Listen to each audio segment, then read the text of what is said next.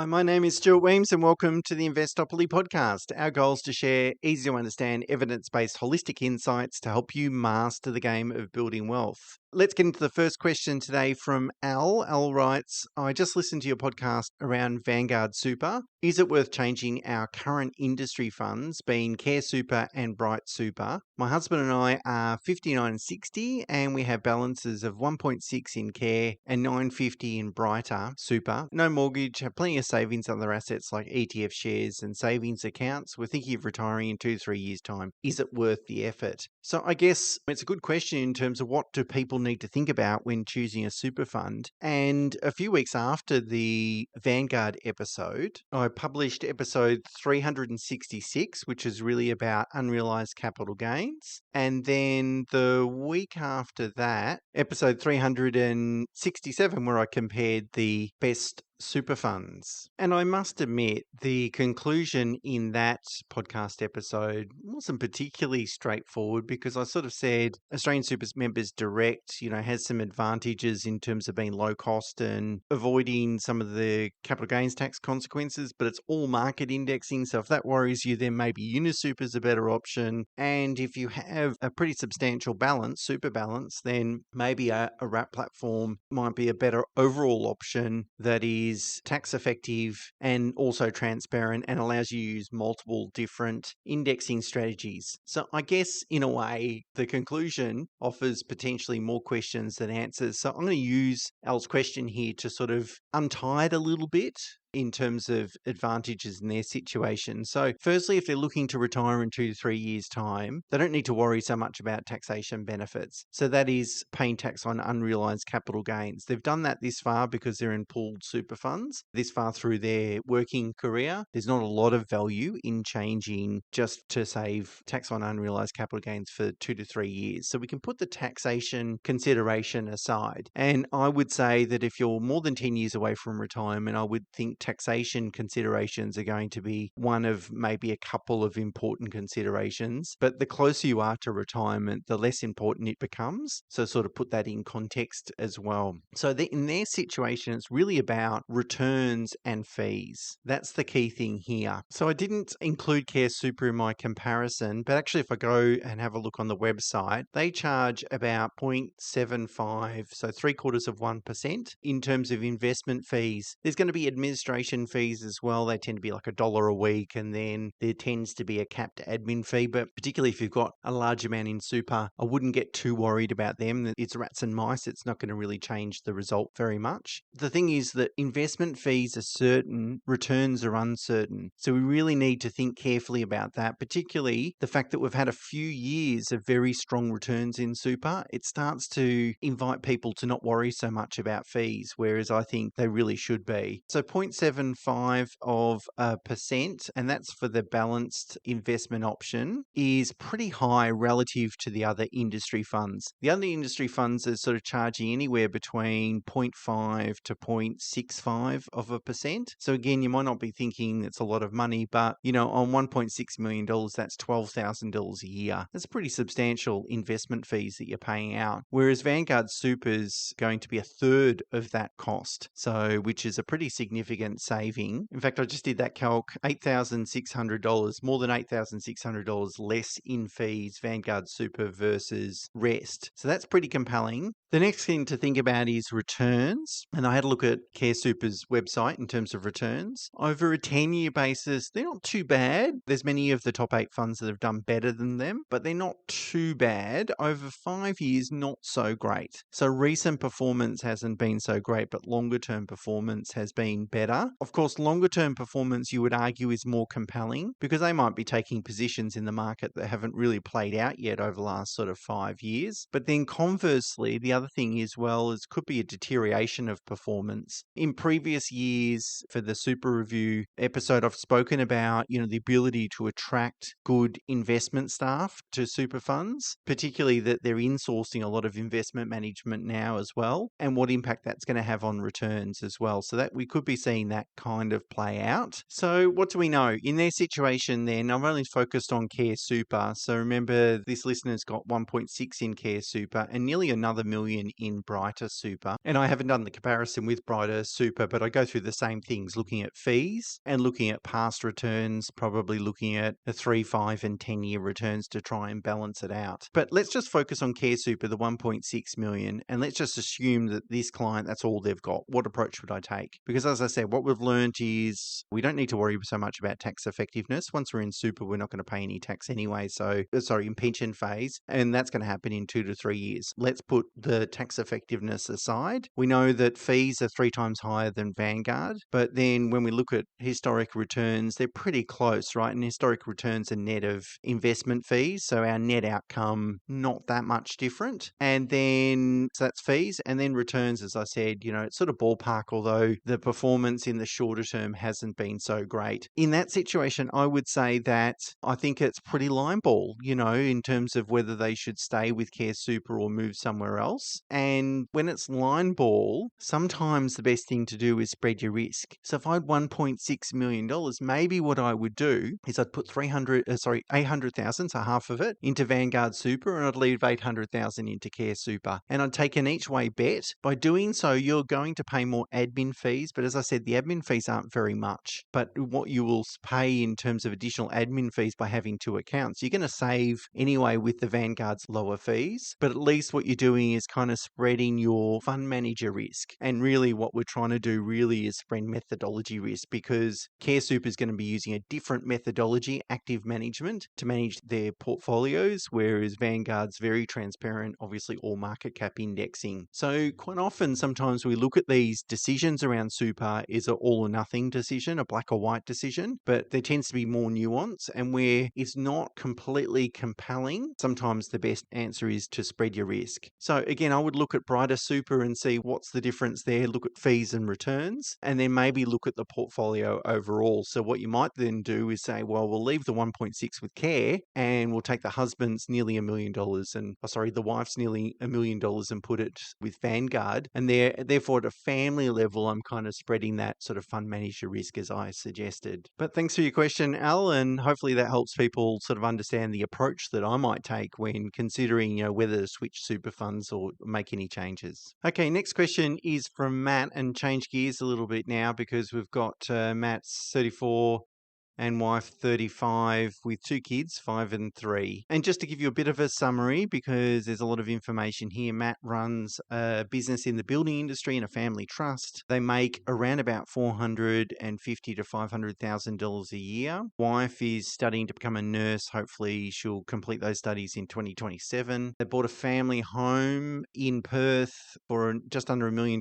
They think it's worth about $1.5 million now. That was bought back in 21, so probably good timing there. And they owe about $600,000, so we've got a little bit of non-tax deductible debt. And then there's 3 investment properties, all in Perth. One was the former home, the other one is in a family trust, and the other one is in joint names, all used by the last 2, which was the family trust and joint names, was they used a buyer's agent to buy those properties. Now, they've got some shares in personal names and then some managed funds in the trust, the family trust, about 130,000 in the trust. They got about 400,000 of cash between the business and offset accounts, and super is about 210 in total across the family. Their goal is to upgrade the home. They want to buy a home in a riverside suburb or by the beach, and they project it's going to cost 3 to 3.5 at that time. And Matt's question is, what do they do? Should they focus on debt reduction, or should they continue to invest? So, it's a good question, because a lot of people are kind of in sort of similar-ish situations. I actually get this question quite a bit, to be honest, in terms of we've got a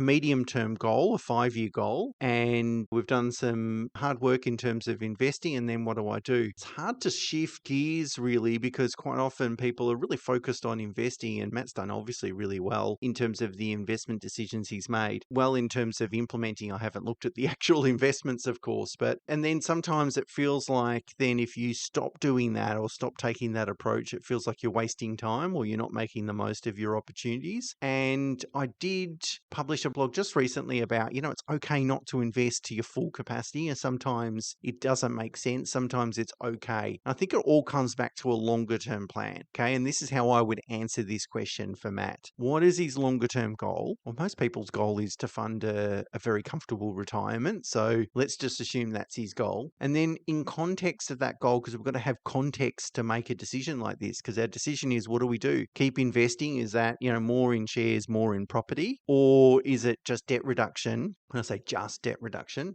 it's not like it's nothing, but is it debt reduction to prepare ourselves for a home upgrade? Well, we need to have a context for making that decision. And really, it's about, am I on track to achieve my goal? And so if I look at Matt's situation, we say, well, they're sort of mid 30s. Let's say that they've even got like 15, 25 years of working life left. But let's say like they want to retire early. They don't want to wait until 60. They might want to be in a position to consider retirement, say in their 50s at some stage. So let's say they've got another 20 years of working left. Well, what they've got is they've got a pretty good, pretty healthy starting super balance. And I'm going to guess that over the last 10 years, they haven't been earning $450,000 to $500,000 a year. So I'm also going to assume over the next 20 years, they'll be maximizing concessional contributions into super because it's tax effective for them to do that. And so they've got a good starting balance, and their super is going to get there. I'm sure they'll be okay. They're going to have a pretty sizable nest egg by the time they get to 60. They're making some regular investments into the managed investments in the family trust, and they've got 3 geared investment properties. So again, I haven't done the financial projections, but I'm going to bet here that if, and this is an underline if the 3 investment properties are all going to perform as we expect in terms of achieving the benchmark returns, and as I spoke about last week, benchmark return is 7% compounding. So are these properties going to double in value every 10 years on average? That's kind of the question, because then they'll be twice as much in 10 years. And if we've got a 20-year time horizon, they'll be 4 times the amount what they are today. So if they all perform as expected, he's on track. He doesn't really need to invest anymore. He doesn't need any growth assets. All he needs is a little bit of time, 20 years, for those good investments and those good investment decisions to really play out and for the returns to materialize. And meanwhile, he's going to make, super contributions and so on and so forth. So he doesn't need to go and push himself and invest anymore. The other thing too is if he invests, so my answer would be no in terms of, don't go and buy another investment property. It's really just making sure those 3 investment properties are going to work. And I'll come back to that in a second. So if we're not going to take on more debt, do we do more investing? Well, you'd probably want to sort of work out where you're going to be in that next 5 years. So just try and guess, are you going to get rid of you're going to sell the existing family home and then upgrade to 3.3? So there's a gap then of potentially $2 million. And how are you going to bridge that gap? So what can you save over the next 5 years, and what's the delta? What's the differential? And is that affordable? Can you see? So if you think you can save, say, $1 million over the next period of time, then you only have to borrow another extra $1 million.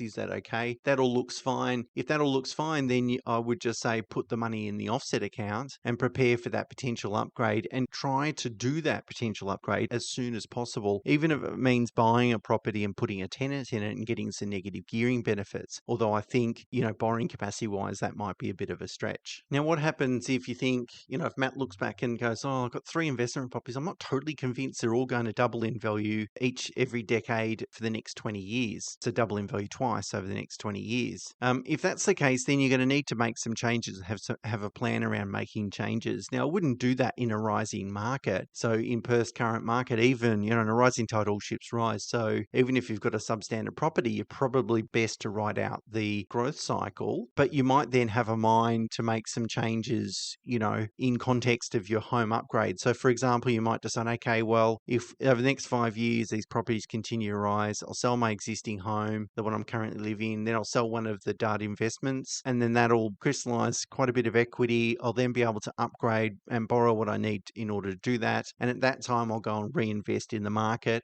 but maybe in a city outside of Perth, so along the eastern seaboard, for example. But you need to have a bit of sort of context around these decisions. So my gut feeling, Matt, is no, I probably wouldn't want to take on more debt now because that gets you further away from your goal, which is to upgrade your home, not closer to it. It's not that imperative that you need to acquire more growth assets. What is important is that you've got a bit of a strategy around it, and to make sure the existing assets you have are going to make a substantial contribution to your, future financial position. And then once you've done that, then accumulating cash in offset accounts, I think, is then going to prepare you, let your investments perform, and then also prepare you for that potential upgrade down the track. Finally, Matt has a question. We're considering setting up a self-managed super fund, combining our super balances and purchasing a business premises. In terms of, look, I think buying a owner-occupier commercial property inside super has worked very, very well for many, many people, which is not to say it's going to work for everyone, of course, but, it's a strategy that's worked really well. And potentially, instead of paying rent to someone else, and not that rent money is dead money, it's not that, but the benefit is that you can pay rent to yourself and it stays in your super fund. So it allows you to accumulate more wealth inside super, plus with the gearing and so forth. So it's hard for me to say yes, because it really depends on the property location, all those sorts of things. But I wouldn't rule it out. I wouldn't say to you it doesn't have any merit. And I guess the other thing too is if you do it inside super, you're young enough for that to all play out. So one of the things we talk about borrowing inside super is the liquidity issues. Well, you've got 20 years for those liquidity issues to play out, in terms of you've got 20 years to build additional liquid assets other than the property. So one of the mistakes a lot of people make in this situation is they go and buy this owner-occupied property and they're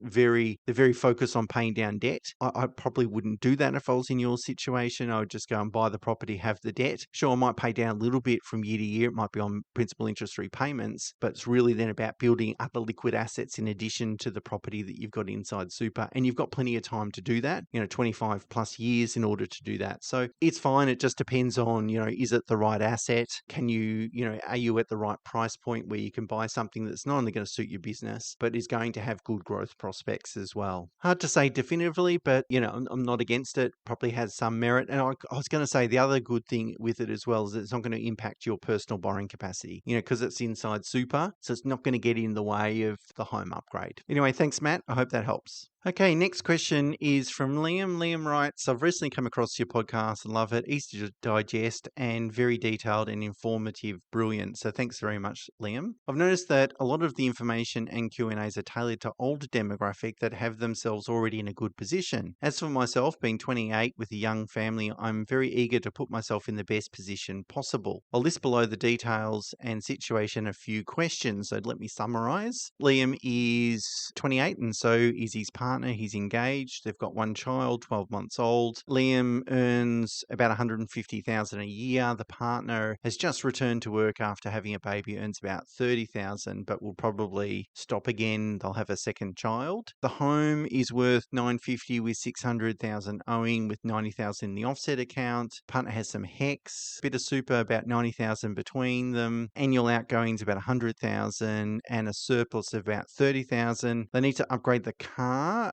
So they'll be dipping into their savings in the near future. And the partner will start her own small business soon, which will probably absorb most of their other savings. So let's just say kind of no material savings, just the surplus cash flow really. And Liam's got a few questions. And I think it's a kind of a good case study, if you like, for younger people that are keen to sort of move on and make headways in terms of financial advice. So first question, are we in the position to leverage ourselves, that is, go and buy an investment property? Or are we better off just saving as much cash in the offset as possible for the next year or two? I've written a few times in the podcast about kind of the investor life cycle. And again, this was back in March 23. I didn't have episode numbers, which is really annoying actually, but the typical life cycle of investor Is the episode what the episode's called? And it was April 2003. And in that, I sort of spoke about, how it's really difficult to build wealth while also having a young family, because for obvious reasons, for,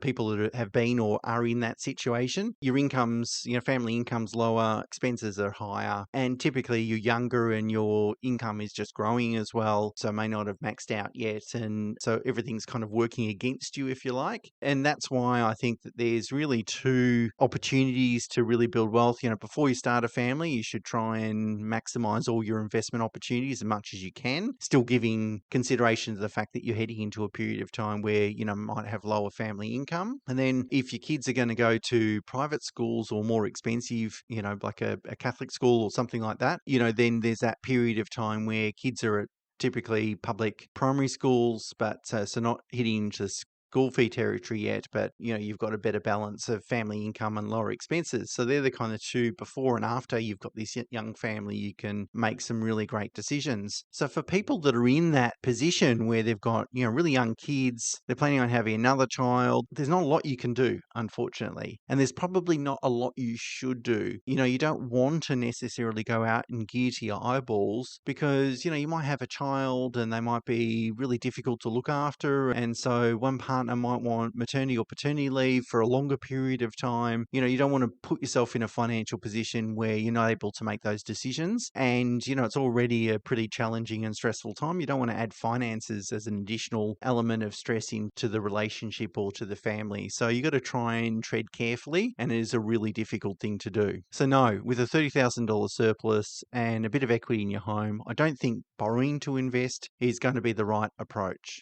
Next question is, should we focus on paying off the mortgage before we do anything else? No, I don't think so. I mean, I'm going to contradict myself. I wouldn't say, look, you should really focus on getting your mortgage down to X before you even consider something else. It's really just about what does your future situation look like. So if you're going to have a second child and your partner's going to start a business, I would let those things happen. So in the meantime, just put your cash in your home loan offset account. However, once that second child, and once you've had the second child, once your partner's sort of back at work and she's got the business up and running, you feel like you've got some consistency around cash flow and cash flow surplus, that's when I'd hit the button, irrespective of what your home loan debt is at that particular time. So you do want to, the next step for you is leverage, right? Because mathematically, the best investment is one that's going to give you the greatest proportion of its return in capital growth because you're not taxed on it until you sell the property. And therefore, if you get proportionately less income, it means that the gearing benefits are going to be higher and the government's going to give you some negative gearing to help you manage that investment. And then if I'm getting most of my return in capital growth, that's going to compound over many decades. That's really going to do all the heavy lifting in terms of building wealth. So borrowing to invest in an asset that provides most of its return in capital and relatively lower income is the next best step for you. But I wouldn't take that next best step until you're in a position where your future income and future surplus cash flow is more ascertainable than what it is today. So I think have the second child, do whatever you need to do to sort of get your partner's business up and running. And then when you're in that position, definitely jump into the market. And I wouldn't worry about the fact that, sometimes people get a little bit of FOMO. If I don't invest today and it takes me 3 years to get to that point, what's going to happen between that today and 3 years' time?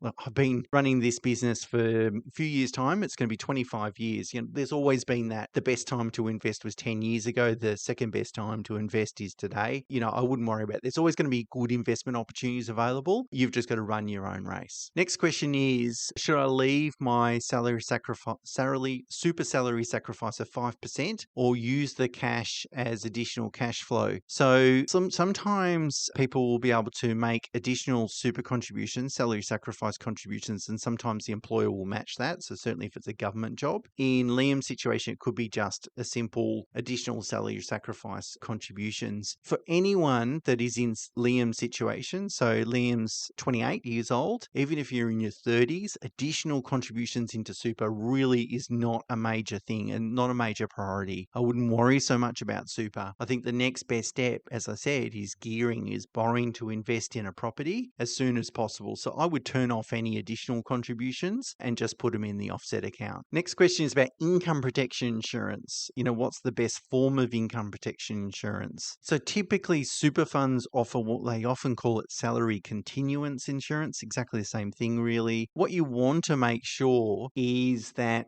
the policy is pretty clean and it's underwritten as much as possible, because group cover isn't always underwritten. So sometimes people think if insurance is easy to get, that's good, but easy to get insurance means they probably don't do a lot of underwriting in terms of ask a lot of questions about your health position, all those sorts of things. And that's problematic because if it comes to claim time, they might just say, well, that was a pre-existing condition, or we didn't know about that. So it doesn't give you very strong level of cover. One of the benefits, it kind of relates to an earlier question that I answered around super funds. Actually, I didn't really think about this. So one of the advantages of Vanguard Super at the moment is that it's a new super fund. And so it doesn't have a lot of members that have insurance. And it certainly doesn't have, a lot of sort of claims history of those members as well. Whereas the large funds, the challenges they've got is they've got pre-existing group cover policies, and they've got a long history of potential claims and problems. And so what happens when you go and get insurance in those sort of super funds is it starts to become more costly. And I did a couple of comparisons with Vanguard. It tend to be pretty cost effective. Also, Vanguard, as I understand it, allows you to push the policy through underwriting. So that's the question, is that if I'm going to get income protection insurance, I think you got a young family and you're the predominant income earner, Liam. So it's imperative, I think. And also I will say it's cheap. Like, you're going to cover the next,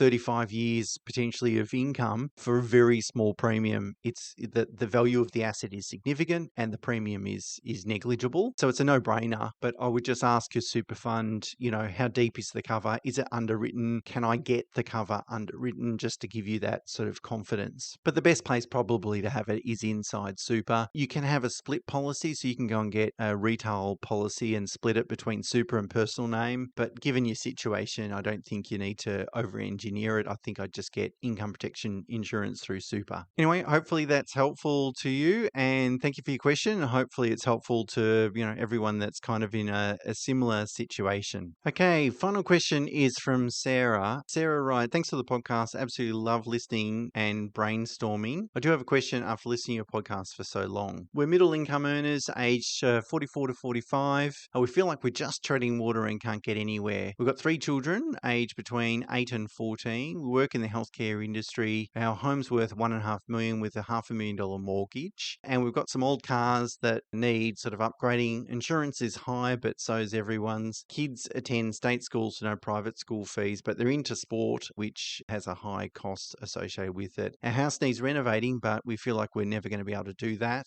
We have very limited disposable income. Money is tight. We'd like to save and invest for the future, but we put a little bit away each pay, but it seems to get used up with emergencies and house repairs and those sorts of things. I feel like I'm going to be working until I'm 100 to pay off the mortgage. Listening to your podcast, we have these grand plans, but when we look at our finances, we feel lost. I do the sums for an investment property and cringe at how much it would cost to put into it each month. We just can't afford it. Please give us a roundabout idea what we could be doing better. So incomes are 95 plus 165. So I worked out, I guess they're pre-tax incomes, by the way, and Sarah's got 390 in super and her partner is 490 inside super. So 880,000 pretty healthy super balances. Okay, so the key thing here, and the key thing for everyone regardless of income. So I have some clients that do earn several millions of dollars, and there's almost no point at which cash flow management doesn't become imperative, right? So even at very, very high levels of income, it's still really, really important. And the thing is that if you don't track and measure where your discretionary spending is going, you will just spend money on things that add into your standard of living, so isn't improving your life. And to me, that's a waste, right? If I'm spending money on something and I wouldn't miss it if I didn't spend money on it, then to me, that's a waste. So I worked out that Sarah's family income is about $190,000, just slightly more than $190,000 a year. If we allow for mortgage repayments, the mortgage, and it might be on a longer loan term than this, but if we refinance a $500,000 mortgage onto a 30-year loan, the principal interest repayments are going to be about $36,000 a year. So we've got about $156,000 a year to spend on living expenses and to contribute towards our future. Now, I reckon you would budget for probably around $120,000 for general living expenses, and then you might put another 10 grand on top of that for kids' sporting activities, for instance. I don't know, right? I don't have, my kids are 18. I don't know what kids' sporting activities cost, but let's just use some rough numbers like that. That gives us $26,000 of almost $27,000 of investable surplus cash flow. So I think the first thing is there should be a surplus here, I think, unless you're going out to dinner regularly or, spending money on other significant discretionary items. I think the answer is probably coming down to cash flow management. And so the best thing to do here is to separate discretionary and non-discretionary expenses. I can't overspend on non-discretionary expenses like insurances, like rates, like bills, utilities, all these sorts of things. They are what they are. Of course, we should go and shop around and maybe do that once a year. But apart from that, there's nothing I can do about the expense. It is what it is. So that's fine. That can just come out of my salary. I don't need to monitor it. What I do need to monitor is all the discretionary stuff. So if I think I'm spending, say, $120,000, I'm going to keep the school sporting activities separate because that's going to be easy to track, I think. Again, you can't overspend on it, but you can track it. And so if I'm spending $120,000 a year, let's just say 50 grand is going to be the non-discretionary stuff. That means I've got another $70,000 of discretionary expenses, which can be, going to Coles or eating out or buying some clothes or some home repairs, those sorts of things. What I need to do is track that at an aggregate level, and I need to track the expenses where I think I'm most likely to overspend. And if there's none of those expenses, so for me, for example, I like to buy wine, and so I track each month how much I spend on buying wine because I don't want that to get out of control, of course. And so that's an easy one for me. But if you don't have any of things like that, then what you then need to do is just track the discretionary expenses at an aggregate level. So if we said that we're going to spend $70,000 a year on discretionary stuff, what I'm going to do is transfer $5,800 each month into a discretionary account. And I won't use the credit card, or if I do, I'll repay the credit card straight away for that expense. And I'm just going to pay for all discretionary expenses out of that one account. And if I have $5,800 at the beginning of the month, if I'm halfway through the month and I've only got a couple of grand left, I know I've spent too much. And if I've got money left at the end of the month, I know it's been a good month. But that's the only way you're going to be able to, at least, well, there could be other ways, right? But I think that's the best way you're going to be able to build some good cash flow habits that are sustainable, because no one wants to track every dollar and cent and spend, a few hours a month allocating everything. But if you can track it at aggregate level, what you'll find, you'll be unconsciously more conscious about your expenditure habits, and then you can find that surplus. Then it's a question of what do you do with the surplus? Well, if you've got 26 grand after tax, with negative gearing and so forth, I think you're getting pretty close to being able to buy an investment property. And since you've got healthy super balances, relatively healthy super balances, and your mid 40s, you can potentially hold that investment property for 15 years, enjoy the capital growth and potentially divest of it and then boost your super. I'm not saying that's the way to go. That could be one option. But to me, it feels like monitoring or building better cash flow management habits might be the answer to your situation, Sarah. Hopefully that's helpful. I've gone over time yet again. Tomorrow, I'm going to talk about property spruikers, how to spot a property fad. I'm going to share some of the experiences I've had over the last 20 plus years and help people to hopefully not fall foul to any of these situations. Until then, bye for now. Just a few things before we wrap up, if I may. Of course, you can send me questions at questions@investopoly.com.au. But for a quicker response, feel free to add a comment on the episode's video over on YouTube. We have an Investopoly YouTube channel and the link is in the show notes. I'm incredibly grateful for the 4.9 star rating on Apple with over 400 reviews. Thank you so much. If you can leave a review or rating, I'd love it because I'd love to get over 1,000 reviews. That's kind of my target. Keep checking the show notes for free downloads, and I include book discounts there as well. And of course, if you're interested in working with my team and I've included a web link where you can find out a little bit more about what we do and get in touch with us. And of course, until next time, bye for now.